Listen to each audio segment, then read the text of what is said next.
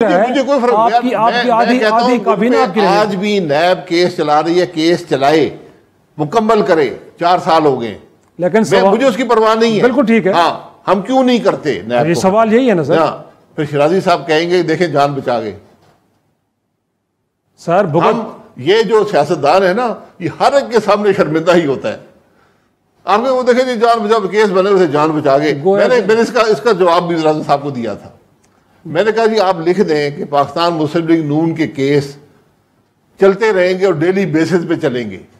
मतलब है कि अब्बासी साहब ये कह रहे हैं कि हमारी साख खराब ना हो, इस मुल्क में इन्वेस्टमेंट ना आए, इस मुल्क की मशद का पहिया ना चले, सब खराबियां चलती है, लेकिन हमारी साख खराब हो इसलिए हमने कुछ नहीं करना। खराब होगी जब आप मुझ पे इल्जाम लगाएंगे कि इसने अपनी जान बचाने के लिए एक आमिर के बनाए हुए काले कानून को खत्म किया, या आप इल्जाम लगाएंगे, ये पूरा मुल्क इल्जाम लगाएगा, इदारिये लिखे जाएंगे, सबसे पहले डॉन लिखेगा, तो सर अंग्रेजी में लिखेगा और हमें लेक्चर देगा मोरालिटी के। नहीं, मुझे बताया कि अदलिया को लेकर इस वक्त क्रिटिसिज्म आप पे हो नहीं रहा, लेकिन आप तो आगे बढ़ रहे हैं। मैं उस पे तैयार हूं। ऑर्गेनाइजर ये कह रही है कि चीफ जस्टिस को इस्तीफा देकर घर चले जाना चाहिए। सर मैं बर्दाश्त करने को तैयार हूं, बिकॉज मैं वहां पर जिम्मेदारी है, अगर कोई मुझ पर हमलावर होगा अपना दिफा करूं।